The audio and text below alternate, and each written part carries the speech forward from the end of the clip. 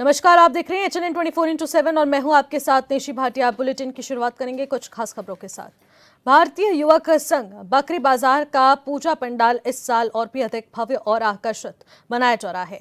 करीब 70 लाख की लागत की रूप में तैयार किया गया ये दुनिया के सबसे बड़ी मंदिर अंकोरवटा मंदिर के प्रारूप में बनाया जा रहा है। चलिए आपको हमारे इस खास दुर्गा पूजा की खास पेशकश में दूसरे पंडाल का भ्रमण कराते हैं। शक्ति रूपेण यानी माँ की आराधना बस अब महज सिर्फ 2 दिन बाकी है नवरात्रि को आने में। ऐसे में पूरे राजधानी रांची की बात कर ले तो एक हर्षोल्लास का माहौल देखने को मिल रहा है। हर तरफ आपको भव्य तरीके से पंडाल का निर्माण देखने को मिल रहा है। आम लोगों में, श्रद्धालुओं में बहुत सारी उत्साह का माहौल देखने को मिल रहा है। उसी के उपरांत हम आज दूसरे सेगमेंट यानी हम आपको बताए थे कि हर दिन आपको एक नगर भ्रमण कराएंगे, पंडालों का भ्रमण कराएंगे, और उसी के तहत हम आज रांची के प्रसिद्ध में से एक बकरी बाजार पंडाल में आए हैं, जहां पर आप तस्वीरों के माध्यम से देखिएगा तो आप इस भव्यता को देखिए, इस पंडाल की भव्यता को देखिए कि यहाँ पर जो मंदिर का प्रारूप बनाया जा रहा है वो बेहद ही आकर्षक है, बेहद ही मन मोह लेने वाले पंडाल को दृश्य बनाया जा रहा है। बीते 1 से 1.5 महीना 2 महीना पहले से ही यहाँ पर कारीगर आकर यहाँ पर बांस की काम कर रहे हैं, बारीकियां में ध्यान दे रहे हैं, क्योंकि महज अब 2 दिन रह गए हैं पंडाल का निर्माण पूरे होने में। बारिश भी खलल डाल रही है, लेकिन वो कहते हैं ना कि भक्ति का भावना ऐसा हो, भक्ति की धारा ऐसी बहे तो बारिश हो या आंधी या तूफान हो, हर चीज़ को पार कर पाएंगे। और उसी को देखते हुए पंडाल इतनी खूबसूरत है, इतनी विशाल है कि आपको हर तरफ रांची के प्रसिद्ध पंडालों में से एक बकरी बाजार यानी आम लोगों के दिलों में ये भी पंडाल बहुत आता है। और यहाँ पर आप फिट देखिएगा, ऊंचाई बहुत है और इसके अंदर भी जो काम की गई है वो पूरे बांस की कारीगरी की गई है, बांस का एक एक मिश्रण किया गया है। आप देख रहे हैं कारीगर सुबह रात दिन भर पंडाल को अंतिम रूप देने में लगे हैं, पंडाल का भव्यता देने में लगे हैं। अब महज 2 दिन बाकी है माँ की आराधना होने में, नवरात्रि का शुभ अवसर महज 2 दिन बाकी है और ऐसे में तमाम जगहों पर हर्षोल्लास का माहौल है। और इसी तरह हम और भी पंडालों का भ्रमण कराएंगे आपको। तो तब तक सहयोगी संतोष के साथ HNN के लिए मैं विक्की वर्मा।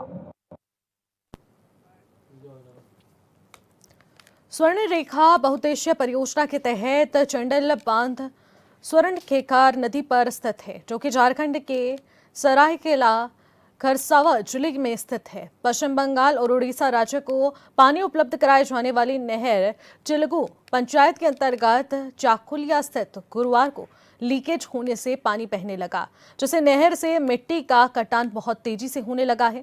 ऐसे में पानी चाकुलिया गांव में, जहां पहले किसानों की खेती के लिए कलेक्ट किया जाता था, अब ऐसे में बाद में टेंडर से उसके सामने एक और अंडरग्राउंड पुल का निर्माण करा दिया गया, लेकिन पुराने करवट की मिट्टी से ढहकर ये लिपापोती कर दी गई। आज आपको बता दें कि मुख्य कैनाल से पानी के पुराने कलवरट में ये बाहर निकल पड़ा और ऐसे में पानी ने बहुत नुकसान पहुंचाया है। अचानक पानी जाने से खेतों को आड़ी धांस बता दें कि यहां पर लग गई और कई घरों में पानी भी घुस गया।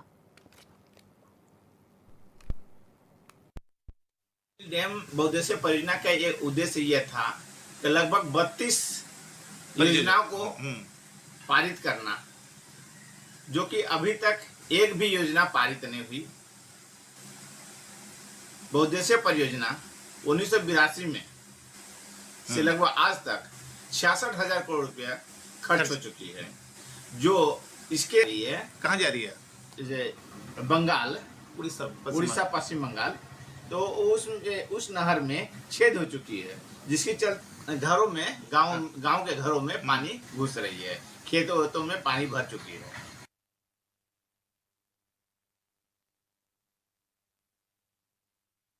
यहाँ जो गेट जब बना, पहले भी 2 उसमें कालवेट लगाया गया था, तो कालवेट को लोग नहीं निकाला है और उसी का ही लेफ्ट साइड में ये लोग एक गेट बना दिया है।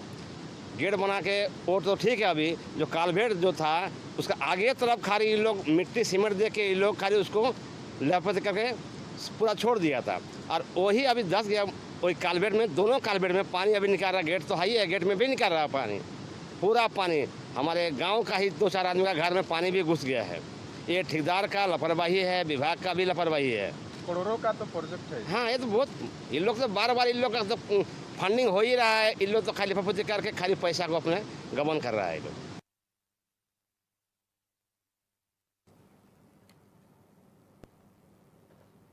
झारखंड में 20 सितंबर को कुर्मी समाज एसटी दर्जे की मांग को लेकर महाआंदोलन करेगा, जिसके आजसू पार्टी ने भी समर्थन देने की बात कही है। आपको बता दें, रेल अड्डे का डहर छेका कार्यक्रम के जरिए आजसू पार्टी अपनी भागीदारी दिखाएगी और वहीं आंदोलन को लेकर राज्य की सियासत में हलचल तेज हो गई है। झारखंड में इन दिनों लगातार कुर्मी समाज एसटी कोटे की मांग करते नजर आ रहा है, यानी एसटी में शामिल होने की बात करते नजर आ रहा है। ऐसे में झारखंड की आजसू पार्टी अब 20 तारीख को होने वाले आंदोलन में अपना समर्थन देने को तैयार है। तो हम सीधे जानना चाहेंगे, हमारे साथ विधायक हैं मांडू से निर्मल महतो जी, उनसे हम जानते हैं। निर्मल जी, आखिर एसटी कोटे में शामिल करने की मांग को लेकर एक बार फिर से आप सड़कों पर नजर आएंगे? देखिए, जो एसटी में शामिल करने का बात है, तो किसी कारण से हम लोग एसटी में थे, हैं और रहेंगे। कुर्मी एसटी में था, है और रहेगा। ये षड्यंत्र के तहत 1931 में हटाया गया था। उसी को जो था उसी को लागू करने के लिए हम लोग मांग किए हैं, रासू पार्टी के विधायक होने के नाते। और पूर्ण में कई आंदोलन हुआ है जिसमें हम खुद भाग लिया है। पिछले बार भी रेल टोका आंदोलन में सबसे पहले पहुंच के रेल के पटरी में सोने का काम किया। उसी तरह पुनः हम लोग 19 तारीख को रात में ही रेल टोका आंदोलन चरही में हम खुद स्वयं रहेंगे। साथ में वहीं से चतरा जिला, हजारीबाग जिला और रामगढ़ जिला के तमाम कुर्मियों भाइयों से जो भी पार्टी के लोग हैं, चाहे वो बीजेपी को हो, आंसू को हो, बीजेपी को हो, कांग्रेस को हो, जेएमएम का हो या सीपीआई, सीपीएमएल या अन्य पार्टी के लोगों से भी आग्रह किया गया है कि समर्थन हम लोग को दे। और जो पार्टी झारखंड में राज करना है तो कुर्मियों के साथ मिलकर ही पार्टी, कोई भी पार्टी हो, बिना कुर्मी के नहीं चल सकता है। एक तरफ आप अपने आंदोलन की बात कर रहे हैं, दूसरी तरफ आदिवासी संगठन के कई लोग, जैसे गीता श्री उरांव की बात कर ले या फिर बात कर ले सूरज सिंह बेसरा की, वो लगातार विरोध करते नजर आ रहे हैं कि कुर्मी को एसटी में शामिल नहीं किया जाना चाहिए। देखिए, सूरज सिंह बेसरा तो खुद मतलब हमको लगता है कि समर्थन किया। आप उनका वीडियो देख लीजिए, हमको लगता है कि लगातार वो कुर्मियों को समर्थन किया है। अब राजभवन भी जाने की बात कर रहे हैं, उनका भी 20 तारीख को आंदोलन या कह लें तो धरना प्रदर्शन एक तरह से देखा जाएगा राजभवन के समीप, जो झारखंड के आदिवासी।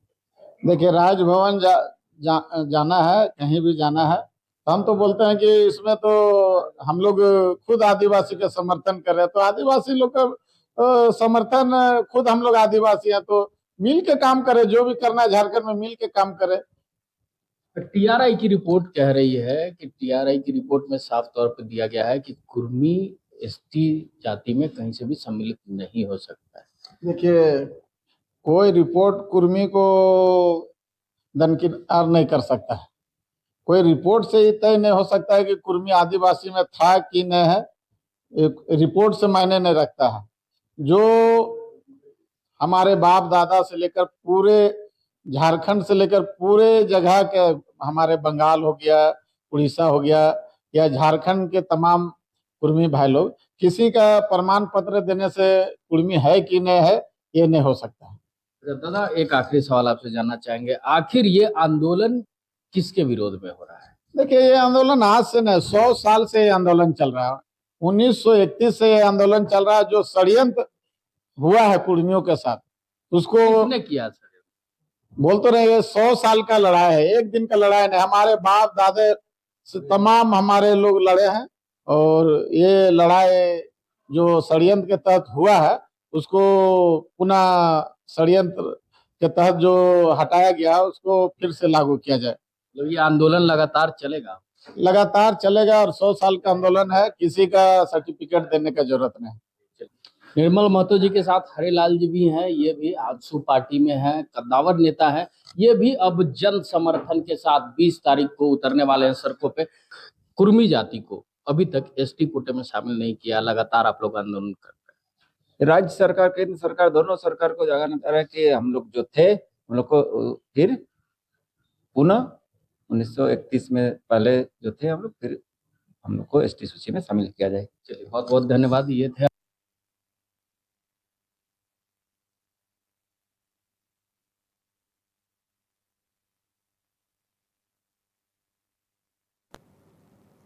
हम लोग आगे बढ़ेंगे। कानपुर देहात के माते स्थित कलेक्ट्रेट के बाहर भारतीय किसान यूनियन और राजनीतिक के पदाधिकारियों ने किसानों के साथ मिलकर जिलाध्यक्ष आयुष सिंह राजवत की अध्यक्षता में मासिक किसान पंचायत का आयोजन किया। किसान पंचायत में भारतीय किसान यूनियन के मंडल अध्यक्ष रशीद अहमद आसाद ने भी शिरकत की। किसान पंचायत में किसानों की समस्या पर विस्तार पूर्वक चर्चा की गई, साथ ही समस्याओं के निस्तारण की रूपरेखा को तैयार किया गया। यूनियन के पदाधिकारियों ने किसानों के साथ मिलकर जिलाधिकारी कार्यालय तक मार्च निकाला और 9 सूत्रीय मांगों का ज्ञापन जिलाधिकारी को सौंपा है।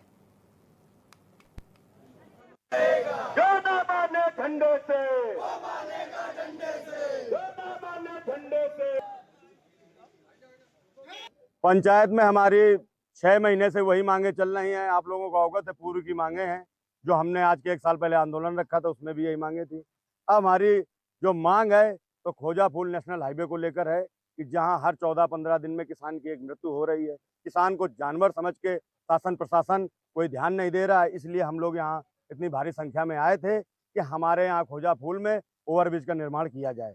वो ओवरब्रिज का निर्माण अभी हम लोग वहाँ पे 9 तारीख को हम लोगों ने वहाँ मीटिंग रखी थी खोजा फूल में। तो एसडीएम महोदय ने कहा था कि हम आपकी 7 दिन में यहाँ नेशनल हाईवे के पीडी से मुलाकात करवाएंगे, पर अभी तक उनसे कोई आज 7-8वां दिन है मुलाकात नहीं हुई। आज ये ज्ञापन जो दिया गया है बहुत ही संवेदनशील है। किसान बहुत परेशान है जनपद का। हमारे जिलाध्यक्ष जी ने जो समस्या दी है 9 बिंदु है, उसमें एक पहला बिंदु है जो इन्होंने बताया कि वो ख्वाजा फूल का है। वहाँ परशुराम जी कटियार का भी अभी हाल में एक्सीडेंट हुआ और वहाँ पर जब हम लोग गए हैं 9 तारीख को तो पता चला कि वहाँ बहुत ढेर सारे एक्सीडेंट हो चुके हैं। तो हम लोगों ने मांग किया है वहाँ पर कि भाई अंडरग्राउंड बना दो यहाँ पर, तो जनहानि रोकी जा सके, किसान की कम से कम जाने बचे, किसान वहाँ का खुशहाल हो। ये पहली मांग है इसमें ज्ञापन में। और एक मसला बहुत ज्वलंत है जो बहुत दिन से वो भी चल रहा है। कानपुर देहात के माते स्थित सर्किट हाउस में जनसत्ता दल लोकतांत्रिक की समीक्षा बैठक का आयोजन किया गया, जिसमें मुख्य अतिथि के रूप में पूर्व सांसद अक्षय प्रताप सिंह ने शिरकत की है। आपको यह भी बता दें कि कानपुर देहात में अपनी राजनीतिक जमीन को मजबूत करने से लेकर जनसत्ता दल लोकतांत्रिक ने पार्टी के पदाधिकारियों और कार्यकर्ताओं की समीक्षा बैठक का आयोजन किया। समीक्षा बैठक में पूर्व सांसद अक्षय प्रताप सिंह ने मुख्य अतिथि के रूप में शिरकत की और समीक्षा बैठक में पार्टी के पदाधिकारियों और कार्यकर्ताओं से बातचीत भी की गई, साथ ही उनके सुझावों को भी लिया गया।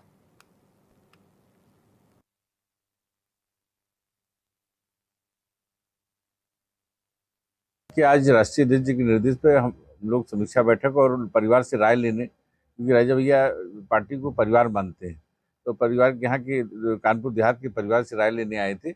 हमारे साथ प्रदेश अध्यक्ष भाई विनोद जी और प्रदेश महासचिव बलबीर राजवत जी, हम लोग राय लेने और तमाम पदाधिकारियों के साथ हम लोग राय लेने आए हैं कि पार्टी को किस तरह से मजबूत किया जाए, किस तरह से गाँव की ओर और मजबूत किया जाए, बूथ स्तर पर किस तरह से मजबूत किया जाए।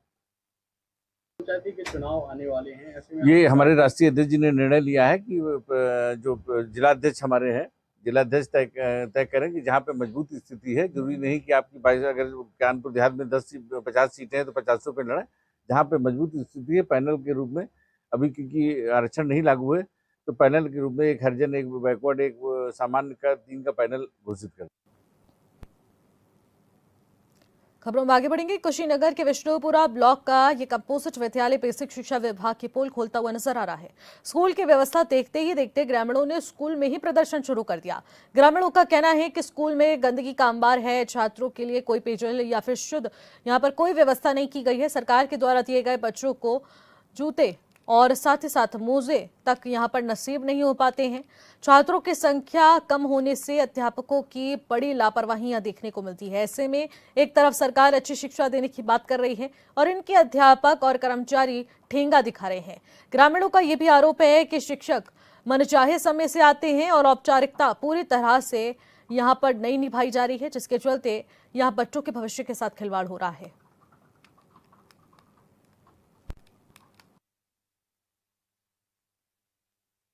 प्रदर्शन हम इसलिए कर रहे हैं कि यहाँ पर इतने मास्टर होने के बावजूद भी हमारे स्कूल में बिल्कुल पढ़ाई नहीं होता है। लोग अपने बच्चे को प्राइवेट स्कूल में भेजने को तैयार हैं, जहाँ पे 12-12 पढ़ के वो बच्चे को पढ़ा रहे हैं।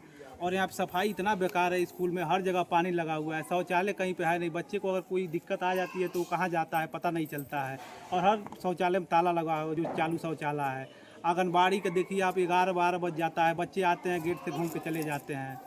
नहीं, आज नहीं खुला है, कभी नहीं खुलता है। लड़के आते हैं 2-4 चक्कर लगा के घर पे चले जाती हैं। आती हैं 10 बजे 11 बजे 1 घंटा पढ़ाती हैं, घर पे चले जाती हैं। कोई लाभ भी नहीं स्कूल बच्चों को मिलता है। आपके बच्चे आंगनबाड़ी में पढ़ते हैं? हाँ, एक 5 साल का है, एक 3 साल का है। कुछ सुविधा नहीं मिलता है। पुष्टाहार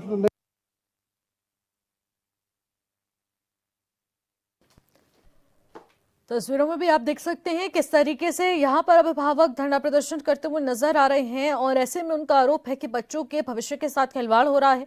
मन चाहे समय पर यहाँ शिक्षक आते हैं और बच्चों की कम संख्या होने के कारण शिक्षक समय पर नहीं पहुंचते और मन चाहे रवैये से उन्हें पढ़ाते हैं, जिस वजह से बच्चों का भविष्य इधर पर लटका हुआ है और इसको लेकर कोई भी जिम्मेदार अधिकारी ना ही संज्ञान ले रहा है, ना ही कुछ कर रहा है। हमारे बच्चों का भविष्य यहाँ पर अंधकार में है, इसके चलते यहाँ पर इन अभिभावकों ने विरोध प्रदर्शन किया और यहाँ पर अध्यापकों के खिलाफ कार्रवाई की मांग यहाँ पर की जा रही है।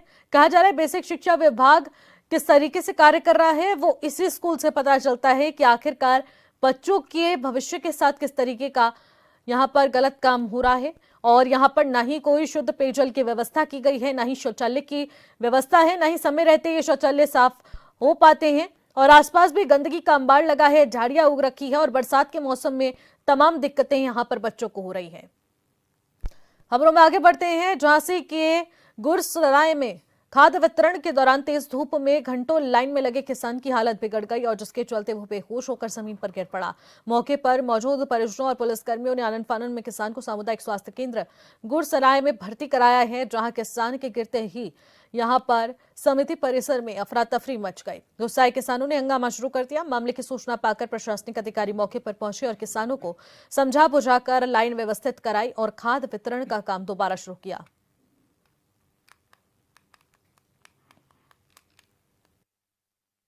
ये सुबह से 6 बजे से लाइन लगाए हैं लोग और खाद दे नहीं रहे हैं और धूप में लाइन में खड़े करे हैं लोगों को। टोकन काटने के बाद भी बोल रहे लाइन में खड़े हो।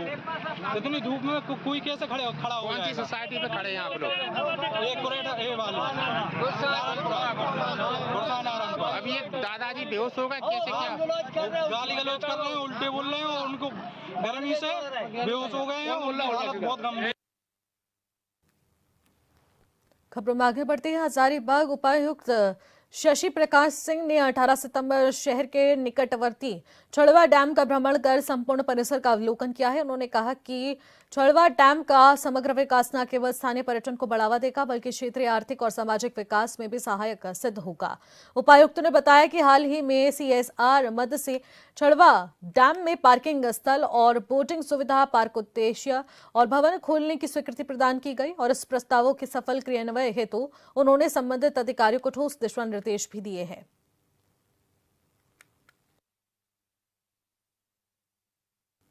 हजारीबाग में खाद्य सुरक्षा पदाधिकारी मंजर हुसैन ने गांधी मैदान क्षेत्र में विभिन्न खाद्य प्रतिष्ठानों का निरीक्षण किया, जिस दौरान सभी खाद्य कारोबारियों को FSSAI लाइसेंस न रहने के चलते नोटिस निर्गत किया गया है। साथ ही 2 प्रतिष्ठानों से सर्विलांस सैंपल्स यहां पर लिए गए हैं।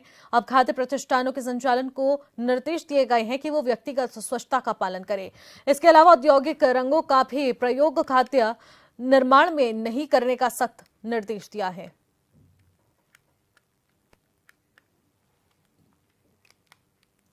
आगामी दुर्गा पूजा पर्व को लेकर कड़वा नगर भवन में शांति समिति की बैठक आयोजित की गई है, जिसमें सदस्यों से अहम सुझाव प्राप्त किए गए। साथ ही संबंधित विभागों और पदाधिकारियों को जरूरी दिशा निर्देश दिए गए। शहर के इन प्रबुद्ध नागरिकों को भी त्योहार के दौरान प्रशासनिक अपेक्षाओं से स्वागत कराया गया है।